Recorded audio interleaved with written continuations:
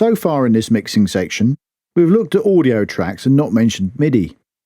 It is possible to mix soft synth MIDI tracks in a similar way, but at some point, or if using external hardware synths, it can be helpful to convert the MIDI data to audio. That's what we're going to look at here, freezing and bouncing. First though, hardware synth.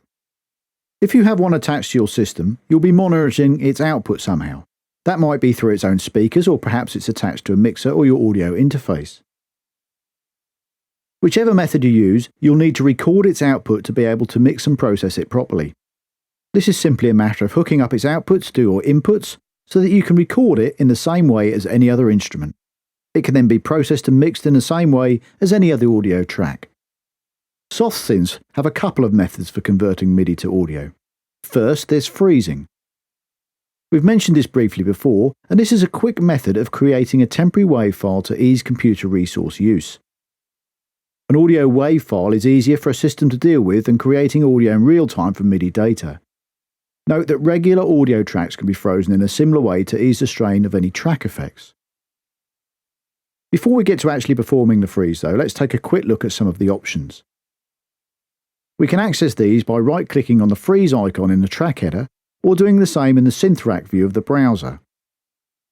Here, there is an option for a fast bounce as opposed to real time. This is obviously faster, but if you want to check a bounce, you can uncheck this and select audible bounce, so you can actually hear what is being created. You can choose to hide associated MIDI tracks if you're not using a simple instrument track, as well as whether to include any effects or not. Single bounce per track will create one audio clip, even if there are several smaller clips on the track. Once options are set as you require, simply click on the freeze icon to create the audio track. The synth output is automatically disabled. Once a track has been frozen, it can either be unfrozen or quick unfrozen. If it's unfrozen, the synth and effects bin on a MIDI track or effects bin of an audio track are re-enabled and the track is restored to its original state. The temporary audio is deleted. To unfreeze a track, just click on the freeze button again or right-click and choose that from the menu. Quick unfreeze restores the synth and effects similar to a full unfreeze, but the bounced audio is retained, hidden and muted. The advantage of this method is that the track can then be quick frozen, which is virtually instantaneous.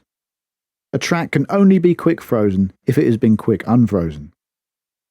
The disadvantage is that any changes made to the synth won't be included in the quick freeze. Shift-click on the freeze button or select Quick Unfreeze from the right-click menu. The second method of creating audio from MIDI is to bounce to track.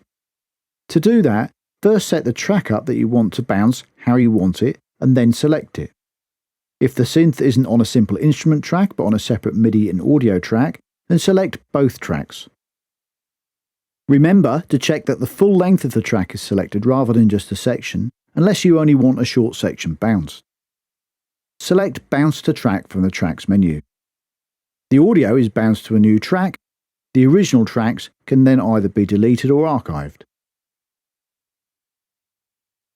Once the audio tracks have been created from the MIDI tracks, they can be treated in exactly the same way as any other regular audio track.